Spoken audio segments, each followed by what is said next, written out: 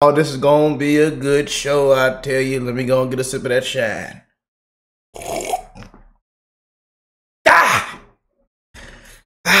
Man, this is gonna be a good show, y'all. They say if some people do their oil change on time, some people do it late, some people do it right when they hit the mileage. But I tell you, Judge Joe Brown does it months ahead. Months ahead. That fella's well prepared. Amen. This is gonna be a good show, y'all. I couldn't wait. To get into this. I couldn't wait. Now we're gonna show y'all some viral clips y'all have probably already seen before. And then we're gonna get into what's really going on. But Candace Owens does it again. Prayers for Candace, y'all. Prayers that they don't come get her, that she doesn't disappear. I want to send my love and prayers to Candace Owens. Prayers for her safety, man. I want to send my love and prayers to you guys, because we are in some dark times, as you can see. And it's corruption everywhere. Frauds everywhere. But we know the truth. And I told y'all the truth is going to shine in the light, whether you like it or not. We're going to play the... Y'all remember this clip? And then she was everybody's favorite Hindu Indian prosecutor and attorney general and senator, and now she becomes black. But, you know, I met her daddy. I met her daddy. Fine gentleman, Professor Harris. And the problem with her being black is Professor Harris says he's Caucasian, mixed Irish and Hindu. He doesn't have any black ancestors, but his Irish ancestors owned a lot of slaves in Jamaica and had them to work on plantation. So if mama is on the birth certificate listed as a Caucasian, daddy says he's a Caucasian Hindu and has no black ancestors, how did she get to be black? Woo! Oh, man. I love that clip, y'all.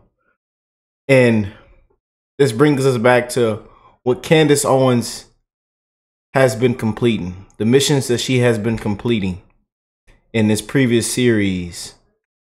Exposing the corruption. Y'all know she's been exposing the corruption for a while. Just exposing the corruption in Washington. It's just corrupt, man. You know, you just can't make this up. I'm gonna play another clip too.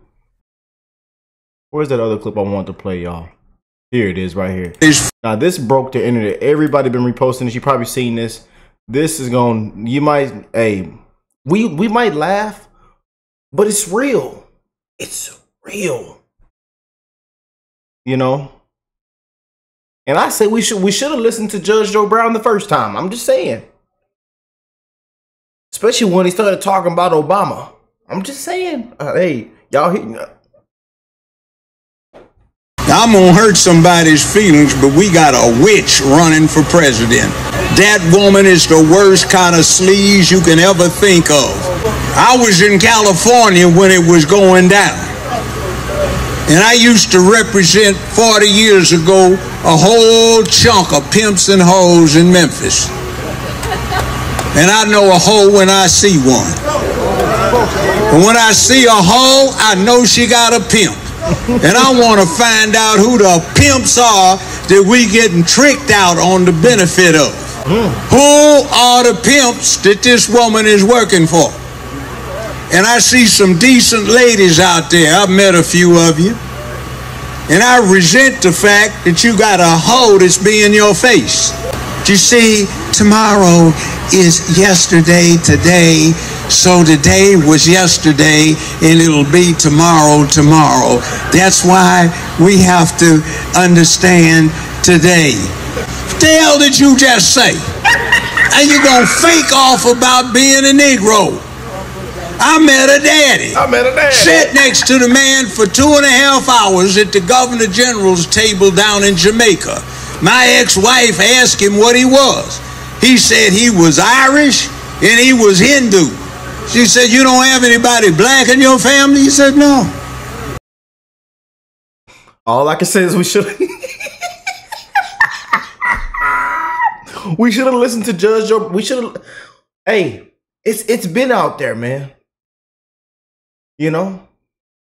But now that it's election time, yeah, we know about them commies, man. We know about them commies, y'all. You just can't make this up, man. You just can't make this up, man. And I'm glad that we get to cover this today, y'all. I am so happy that we get to cover this today, man. And we're continue. If you missed our previous episodes on this and this whole Candace Owens series, man, make sure you go back and check it out. But it's finna get real, y'all. We're gonna play one more clip. Y'all remember this clip too? But I gotta ask you about Kamala Harris. How you feel about her? She's a piece of shit. I was in California. She lacked professional competence, and she worked on it by hiking up her hemline when she needed influence rather than researching. She's always tried to do the casting couch to get where she wants. Now, the problem is that'll get somebody to a certain level quickly. But you can't get past that level if you don't have competence and talent. So my thing about it is if I'm crude about it, in this city years ago, I used to represent a whole bunch of pimps and hoes, and I know a hoe when I see one. And I say this, I don't care, women, you do what you want to do if you want to have recreational sex, but when you do the casting couch or anything else for professional purposes to get paid or advance, you a hoe. And she's old hoe. And the problem is what is she supposed to do? Somebody, one of her sycophant slaves comes up and unwraps her in a carpet naked at Putin's feet, and he says, oh yeah, I'm Julius Caesar. He said, no, hoe, I got better stuff here already. Plus, I don't want you anyway, you old woman. Get on up, you know. Or Xi Jinping, is he supposed to be impressed? She's doing word salad. Well, we're here today because China and the U.S. are here today, and that's why we have to agree on what we're doing here today. Like, fool, what did you just say? You know, did you say anything? I might be laughing, but all I ask is that you hear the man out. Y'all know it's the truth, man. Y'all know, and he also had a famous take on Fox. But we gotta jump right into this series, man. It's gonna be a little hefty. But he had a take on Fox right here that was viral. The question most of America is asking outside the Democratic Party or Oprah Winfrey at the DNC, who is Kamala Harris? She's a fraud. In what respect? She is an image that's been carefully crafted. You can start with what she is. She has a certain paint job, but that doesn't make her what she claims. Yeah, man. That six-minute clip on Fox News is viral. But we got to jump into this, y'all. Again, man, we should have listened to him the first time. That's all I got to say on it. We should have listened to him the first time. You just can't make this stuff up, man. And it's absolutely a disgrace, man, that they think we the people are stupid. You know, they really do. And they're running this thing off joy. You just can't make it up, man. But let's go and get into it, y'all.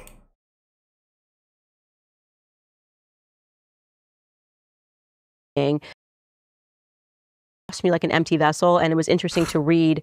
You know, I'm not saying obviously that everything this journalist wrote was real, but I do take his points about her mother being a government agent quite seriously because of just, he says, even in her demeanor, because then when I spoke to Kamala's family members, they said, far from this depiction that she has of this, you know, warm, fluffy upbringing, that actually her mother was quite militant with her. And if we're thinking that she was involved with the government and MK Ultra, you're talking about psychological conditioning, that Kamala has been psychologically conditioned since her youth. And what's really stunning, and this is kind of what became a big question in my mind is, as she creates this book of this work of fiction as a way to blackify herself, to make Black people think that she, spent so much time in Harlem, and she was around Black aunties and Black uncles. And the thing that is stunning to me is it wasn't necessary, right? You can run as a white person, you can run as an Indian. Vivek just ran as an Indian. Hillary Clinton almost won, as running as a woman, lost twice. But the point is that, you're allowed to be white and run. We don't have an issue with a white person becoming president of the United States. Joe Biden was just the president of the United States. So what specifically? And she thought she can get it shaking that old bottle of hot sauce, that big old bottle of hot sauce, go carry that big old bottle of hot sauce in that purse. Thought I was gonna cut the cheese, do the deal. Sorry, Hillary. Hands behind your back and get Bill off the island. And everybody got to put their hands behind their back. Was the reason, and this is where I had to get to, that they worked so hard to blackify her, to completely ignore her plenty of white relatives. And that's what makes me think it's got to be a pretty big secret. You know what I mean? They're trying to basically obscure her true lineage in a way that if you're thinking she's Black, your brain's not even processing that she might be related to a Hillary or somebody else. So that really stands out to me, is how unnecessary the blackification was. I'm coming up with this word here, blackification, but it's a bit weird. Now let's take a moment of silence. Let's just clap it up. Let's just take a pause. Let's clap. Look at these two in this frame, y'all. We have these two in an actual frame.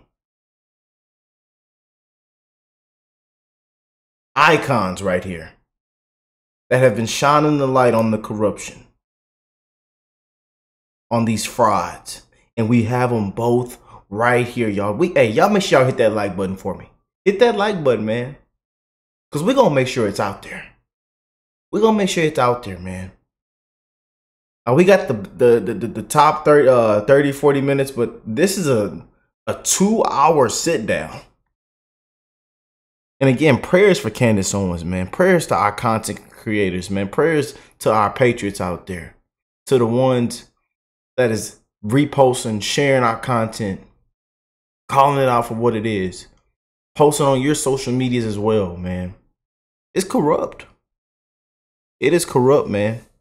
Related to a Hillary or somebody else. So that really stands out to me, is how unnecessary the blackification was. I'm coming up with this word here, blackification, but it's a bit weird. You're getting there. See, and the other thing is, vote Black if you're Black, so you don't deal with the qualifications. You just vote. Skin is kin. But the problem is, she's lying about that. But the other problem is, and I don't have anything against it, you're supposed to vote for her because she's Black, but she's got a white husband. So the bottom line is if she can sleep with the white husband, then you can vote for a white man for president without any feelings of guilt. Right. So they're trying to rely on, you got to be this, that, and the other. And one of the things that gets me is this conditioning thing. 50 years worth of propaganda to prepare for where you're going right now with this rainbow cult they're trying to impose as sort of an official cult or faith for the country. You also have something else going on. The Democratic Party was founded in the second decade of the 19th century for the purpose of protecting and spreading slavery. It perfected the art of enslavement. And one of the things that I found most scary about this, I worked for a D.C. think tank more than a half century ago, and we studied this. And I remember having to read the slave pamphlets that were on microfilm in the Library of Congress. And one of the secrets to the enslavement process was put the elements of slavery into the Negro's culture so they would teach slavery to themselves without realizing it. So what's happening is this party of the slave masters that put this process in place has used it for something else. They don't grow cotton anymore, but there's a plantation, but they make rainbows on this plantation, and they evoke the elements of the slave culture that are in place to get the Negroes to vote for them without thinking about it. And the person they put in becomes most vulnerable to being isolated. Hillary Clinton, for example, came from a very interesting family, Rodmans. They were staunch Republicans. She was a cheerleader for Goldwater, one of the Goldwater girls. She was chairwoman of the Young Republican chapter at Wesley All-Girls University for 3 years as a Republican until she met Bill Clinton. So then she switches over. But I find that very interesting for somebody to be saying it's okay for Hillary to flip-flop on the parties. But Hillary was always a wannabe, and her parents were very much middle class, and she wanted to get outside of that. And she had a history of really downing her husband, Bill Clinton, because of his low origins. But Clinton was a smart man. And she was somebody that was isolated because she had no real connections to anything. So she became somebody that was subject to manipulation. You also have Kamala, which, by the way, is the name of a Hindu goddess, and it's not a black name. It's a Hindu name. And you've got her, she's isolated because who are her relatives? You know, one of her relatives by marriage, his name is Jesse Smollett, the one that got caught up with that fraud thing. He's her nephew by marriage. Okay? You get this little picture, a family connection and the noose around the neck. And by the way, I interviewed several Chicago detectives and police on that, and I happen to know one that's a cop. He's back in the DMV area now. And Jussie and the bunch had been planning this for months, and they used to discuss it at this particular athletic club, and everybody knew it. And they got pictures of Jussie Smollett buying this noose during Halloween season at a costume shop.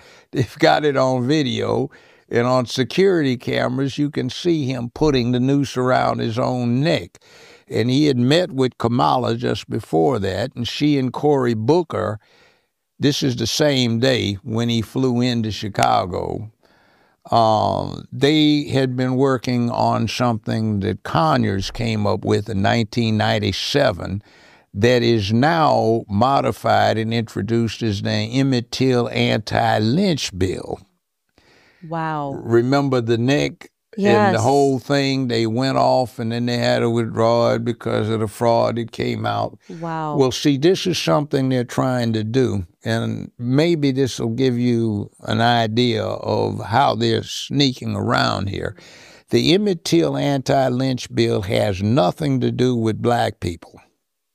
No bill they put up has anything to do with black people. No. Or just the headline. But then when you read it. The headline does. Yeah. But what it does is it puts into the American federal criminal laws for the first time sexual orientation as a victim category for criminal offenses. Now, when you think of a lynching, you think of a mob killing somebody, right? Well, the Emmett Till anti-lynch bill, one, doesn't require a mob. It can be one person. It doesn't even require a homicide. You can kidnap somebody or beat somebody. And how does that play out? What happens, let's say you have a guy who's broken up with his girlfriend or his wife, and he's feeling down, and some of his friends say, hey, man, let's go to the club. So he goes to the club with his homeboys, and he's dancing with this PYT, pretty young thing, in a tight, short dress, big boobs, hoop earrings, braids, you know, down her back, and they're having a good time exchanging spit over in the shadows and drinking wine. And then he looks down. Man, you got a heart? What are you? You got a heart on. And he busts him in the mouth. Now that's federal lynching. Wow. Wow. So what they did with it, you see this bait and switch. Also, look at the Black Caucus. they love Kamala because she's just as big a fake as they are. If you examine the voting records for the Black Caucus, you will find something very interesting. Is it really of the Rainbow Coalition? Yeah, because they're a member of the Liberty Caucus, which is the LGBTQIA plus caucus in Congress. I think all but 4 or 5 of them. And they do more work for the Liberty Caucus than they do for the Black Caucus. Now, we have in Memphis, for the 9th District of Tennessee, we have Steve Cohen. He's white, he's Jewish, he's gay, and guess what? He is chairman of the Black Caucus's Reparations Committee. So he's also holds that same position for the Liberty Caucus. So what is this? When you look at 5 years ago, they had that circus for 2 weeks about whether to have a formal committee set up to study reparations. And then 2 weeks later, on the first voice vote, no debate, they passed what's known as, quote, the Gay Reparations Act. Okay, so this is what we're doing is we're using Black people as a smokescreen to allow and that's what they're doing with Kamala Harris. You take a significant voting group that has emotive needs and cravings to belong, and here you give them an opportunity to identify with somebody who has absolutely no connections with them. Even if it was Black, she's not somebody who has a prior generation in America. She is the immigrant herself because her parents were not immigrants. She is the immigrant. And by a technical call, she's qualified to run for president. See, the Constitution defines citizenship in 2 places.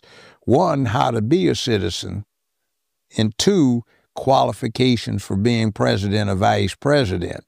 So technically, you can be a citizen, but you can't be president, like, say, Cruz down in Texas. He ran, but nobody brought it up. He was born in Canada, so he was not born on American soil. But see, Kamala was born in the same hospital my ex-wife was born in when my now late mother-in-law was a paternity nurse in that same hospital. So she's born on American soil. So I don't think they had any intention of having somebody just come in right there in getting in that easy way, but she matches the bare bones qualifications. But you get somebody like that, they're easy to manipulate and control because they've got no connections with this place. I think it's quite a tell that Kamala doesn't have any children of her own.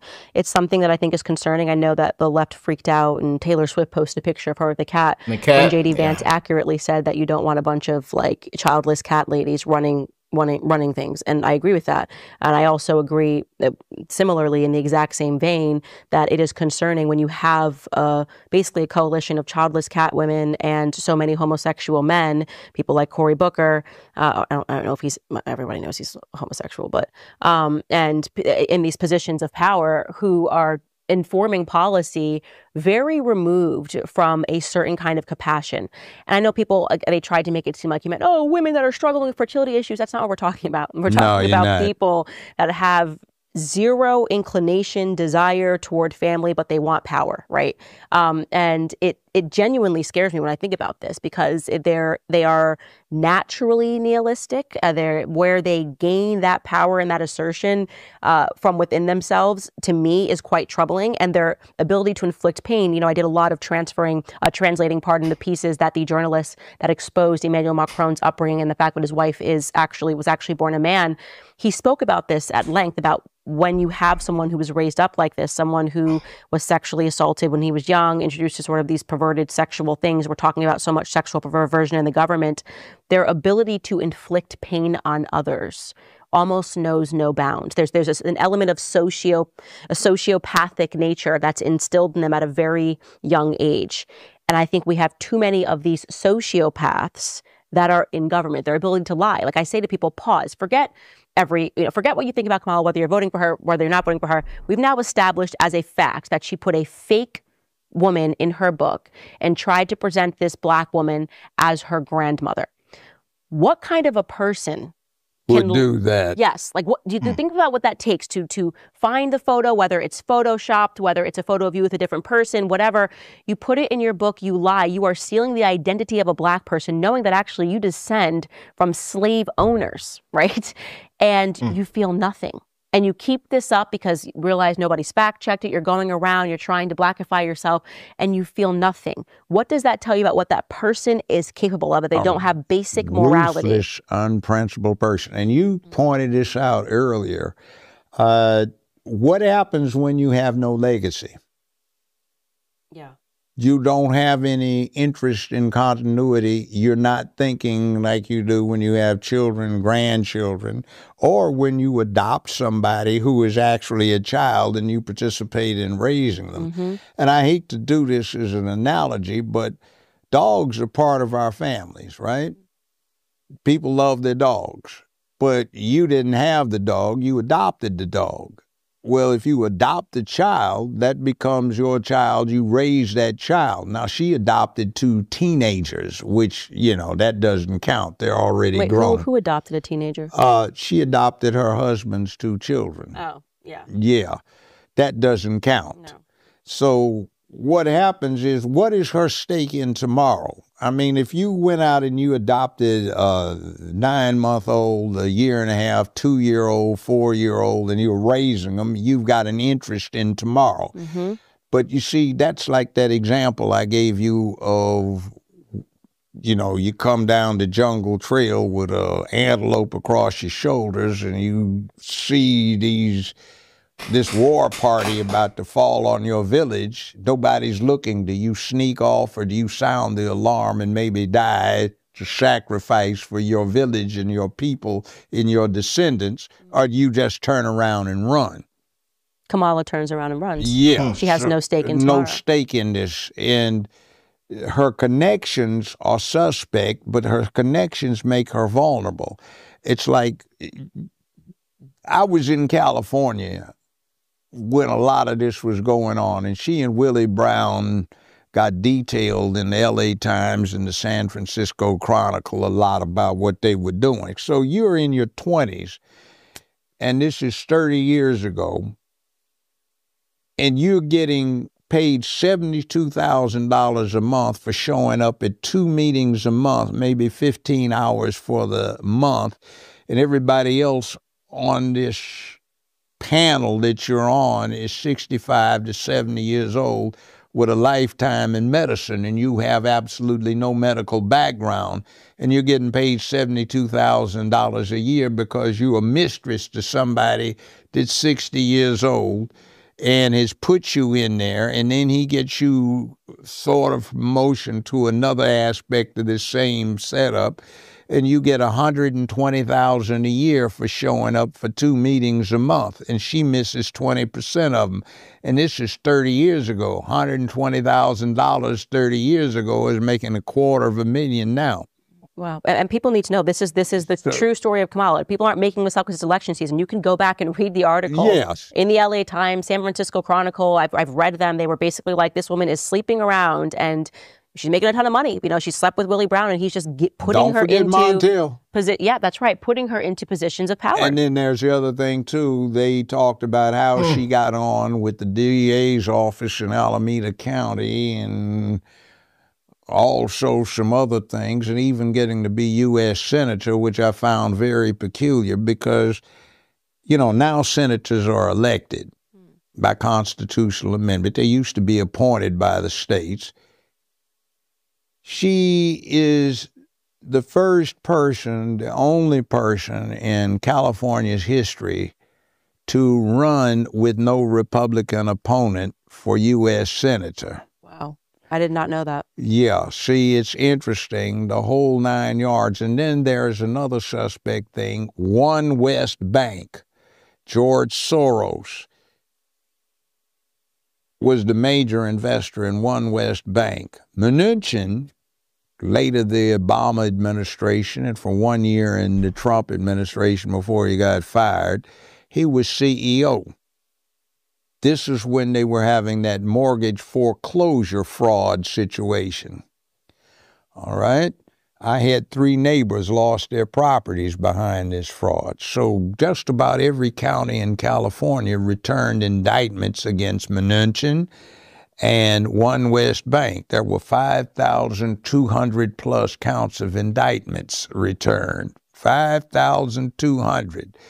Well, Soros and Mnuchin raised a lot of money for Kamala, quite a few $1 million for her to run for the office of Attorney General of the state of California. When she got elected, she used her authority to consolidate all of these indictment counts and dismiss them. 3 weeks later, George Soros sells One West Bank for $3.42 billion. And then they raised a lot of money to get her elected as U.S. Senator without Republican opposition.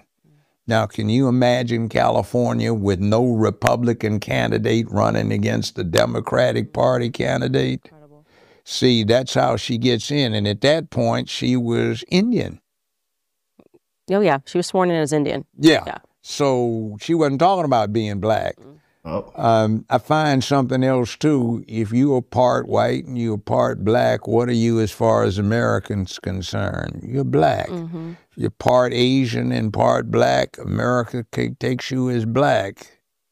So how does she get to be Indian, recognized as such, if she's got black in her? She doesn't. No, she's without question Irish Indian. There's no question about it that she's Irish Indian.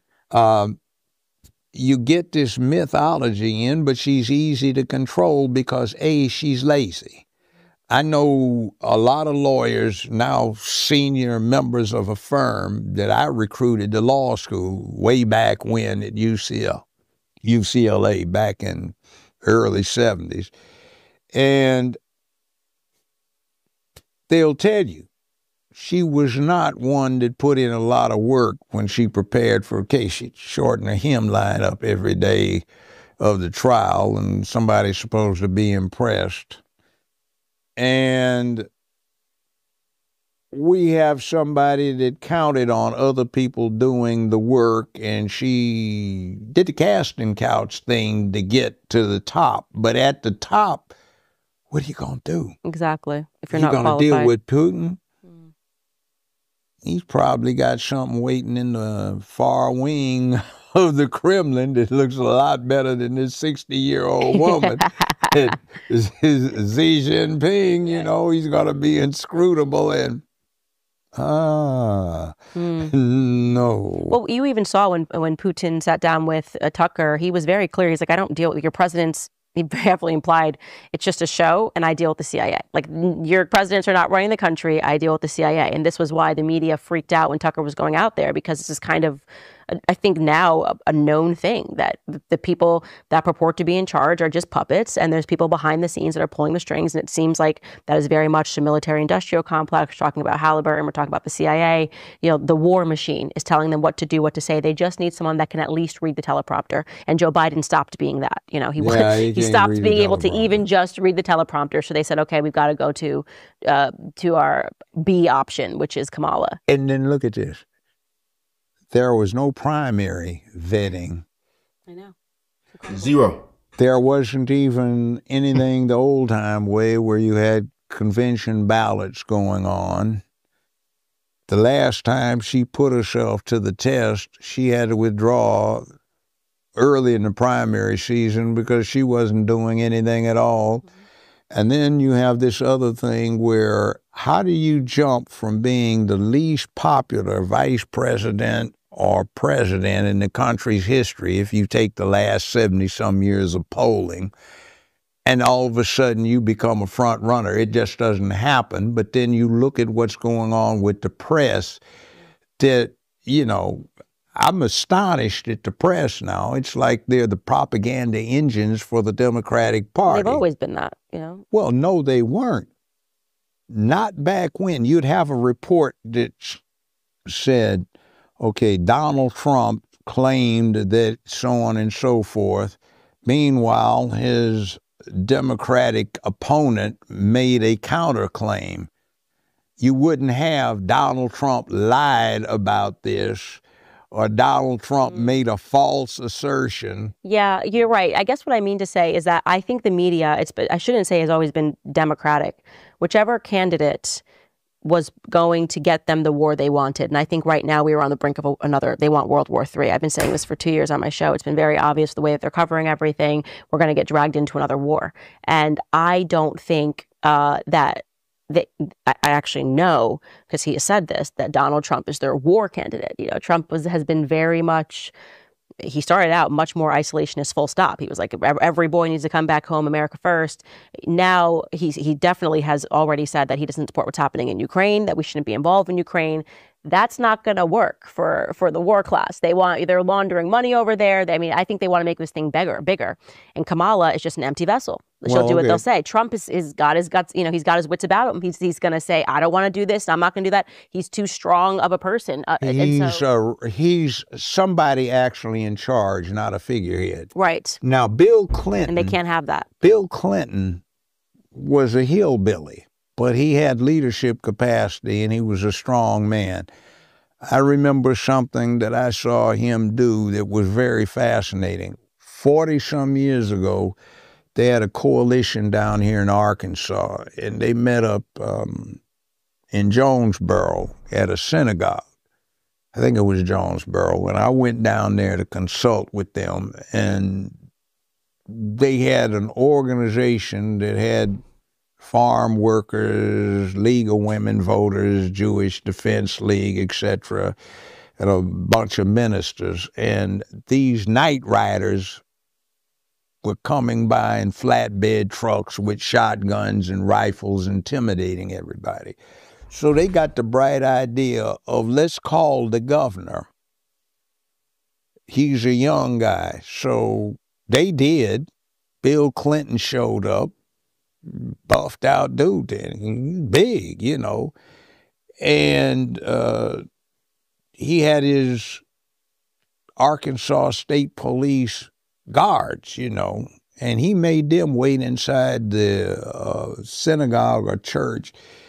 And he gave his coat to the preacher, and there was this guy with a bullhorn over there agitating. He went over and knocked the thing out of his hand. The big guy picked him up, rammed him up against the wall. His feet were about this high off the ground, fished in his pocket, took his wallet out, looked through it, put it back in and said, your name's so-and-so, this is where you live. And if I see anybody, hear about anybody coming back here to mess with my constituents, I'm getting you.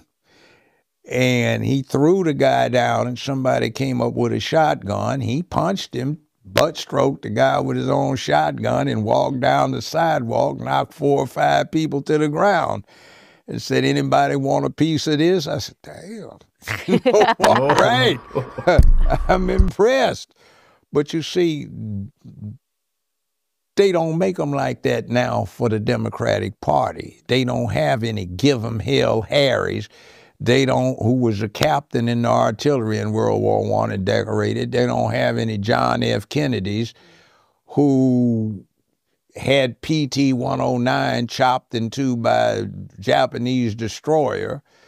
They don't have any FDRs who was Secretary of the Navy from a family of warriors, least of all Teddy Roosevelt, who led the Rough Riders up with the 10th Cavalry up San Juan Hill. You don't have that. You don't even have Lyndon Baines Johnson, who was an interesting guy. You don't have people like that now. You've got some wishy-washy somebodies that would be nobodies if they didn't have the lifetime political connections where there is obvious corruption. You, for your entire adult life, have been on a government payroll, but you're a multimillionaire. It just doesn't equate. Not at all. Right, right. So, and by the way, you get people who are very vulnerable. And when you have somebody that's vulnerable, you can control them. Emmanuel Macron, Barack Obama with his history, homosexual relationships. Yep, Biden. Let me tell you about Biden. Yeah. Fox, Oh boy, 2.5 years ago, did a moot court thing where I was the judge on it in New Jersey. So we kind of got a jury selected, and they were going to play grand jury. Was there probable cause to believe that Hunter Biden committed an act in violation of the Foreign Agents Registration Act, FARA? And we had the technician who worked on the laptops. And by the way, I said laptops, plural. There were 3, not 1 like the press is saying. Wow. And he downloaded all of them and had the documentation where he got permission from a perhaps high Hunter Biden.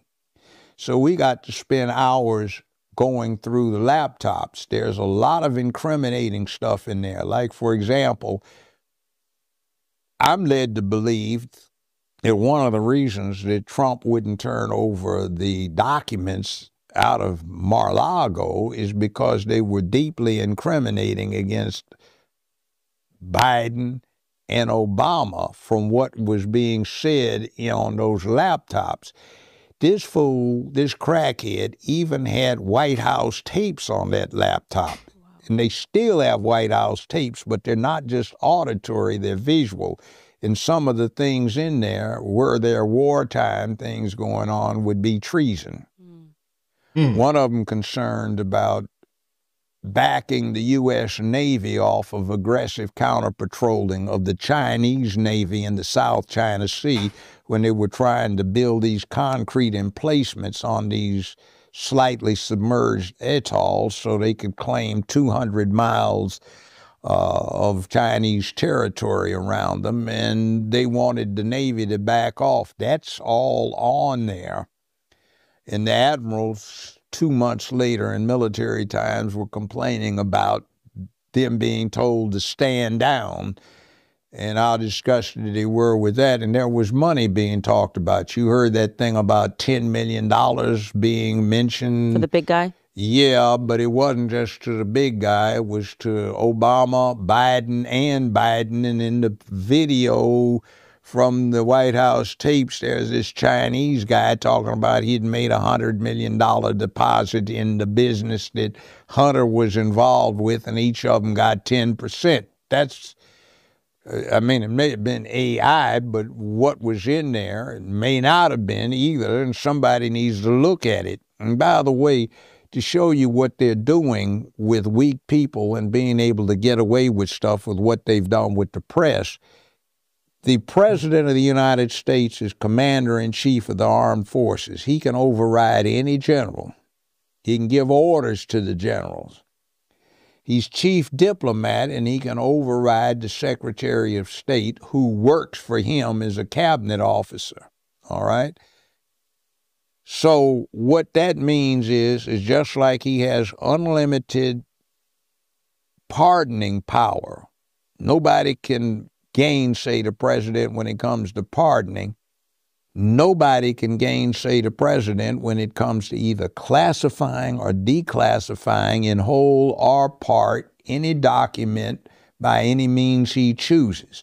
The case on that is United States Department of Navy versus Egan, EGAN, 1988.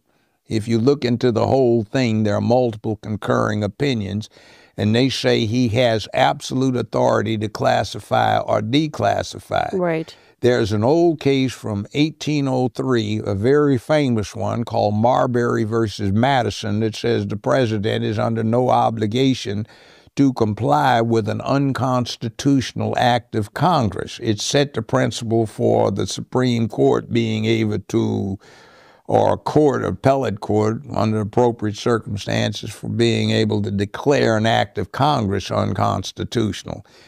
And when they came up with this thing with the archivists have authority to dictate what they're going to take into the archives, that usurps the constitutional authority of the president, which cannot be done by legislation.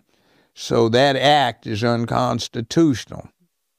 And considering what we were looking at from those laptops, the downloads, it looks like there was some very incriminating stuff that Trump did not want to surrender to the archivist because that would allow the culprits to get control of them and cover their tracks.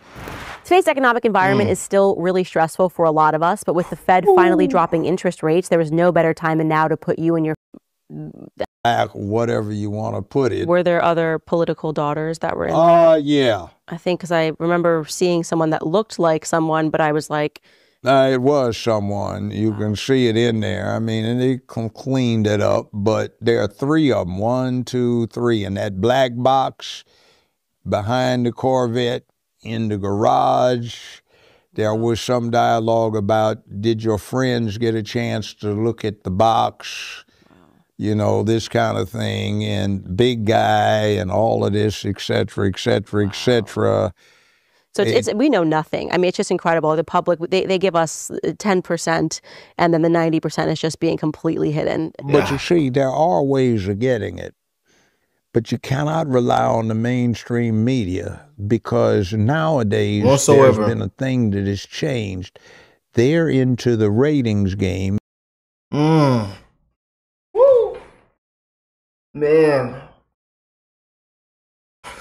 We are definitely going to be doing a part 2.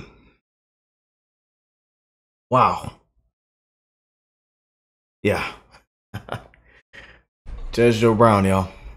Candace Owens. They are doing God's work right now, man. What do y'all think of this? Comment down below. Let me know how y'all feel about this or everything you heard in this video. And again, make sure you hit that like button. Do me a huge favor and just hit that like button so that more people can see this. Share the video. Subscribe to the channel if you're new here. Man, what an episode on the show today. Wow. And make sure you go out and vote, man, because it has to be too big to rig. I'll catch you on the next one, man. Peace and love, y'all.